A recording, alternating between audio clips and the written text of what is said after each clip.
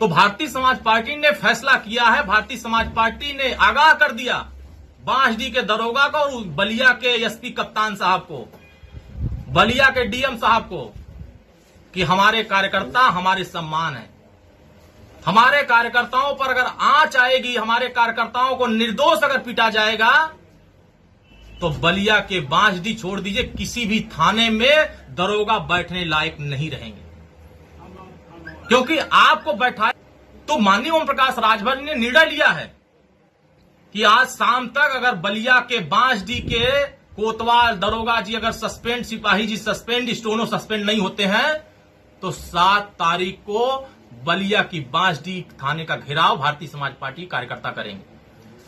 और ये हमारे सम्मान की बात है, हमारे कार्यकर्ताओं के सम्मान की बात है। बलिया में जिस तरीके से कार्यकर्ताओं, हमारे कार्यकर्ता बम बारूद लेके नहीं चलते हैं, सरल स्वभाव, गरीब बेचारा, गरीब को आपने पीटा है और पीला गमछा लेकर के चलने वालों से जिन लोगों को तकलीफ हो रही है, जिन लोगों को लग रहा है कि पीला गमछा लगा देने से जिनको तकलीफ हो रही है, जिनकी आंखें अगर नहीं काम कर रही हैं, तो उनका आंख भी अब निकालने का काम भारतीय समाज पार्टी कार्यकर्ता करेंगे। हो रही सर, आपकी सरकार में ही अगर आपके कार्यकर्ताओं को सम्मान नहीं हो रहा है, तो क्या ऐसे सरकार के साथ आप कितना दिन चलेंगे?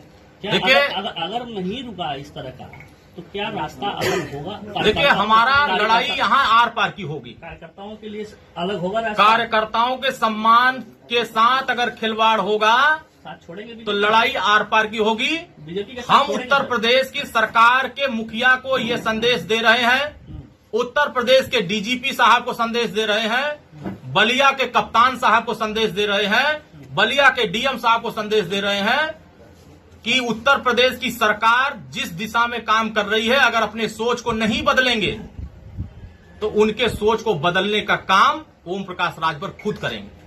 आपके माध्यम से मैं माननीय मुख्यमंत्री तक संज्ञान में दे रहा हूं, आपके माध्यम से कप्तान साहब के संज्ञान में डाल रहा हूं, आपके माध्यम से डीएम साहब के संज्ञान में डाल रहा हूं कि माननीय ओम प्रकाश राजभर जी लड़ने वाले नेता हैं। 2017 में हम सरकार में थे, लड़ रहे थे। सरकार से भी लड़ जाएंगे सर। गरीब के साथ अन्याय होगा तो लड़ेंगे, सरकार से भी लड़ेंगे, बिल्कुल लड़ेंगे, सरकार से बिल्कुल लड़ेंगे। कार्यकर्ताओं के लिए सरकार से भी लड़ना होगा तो लड़ेंगे। हमारे कार्यकर्ता हमारे लिए मूल पूंजी है, हम कार्यकर्ताओं के सम्मान के लिए लड़ रहे हैं। कार्यकर्ताओं के सम्मान के साथ कोई खिलवाड़ होगा तो जिससे लड़ना होगा उससे लड़ा जाएगा। जरूरत पड़ेगा तो साथ में छोड़ेंगे, अब जरूरत पड़ेगा तो उस पर विचार करेंगे।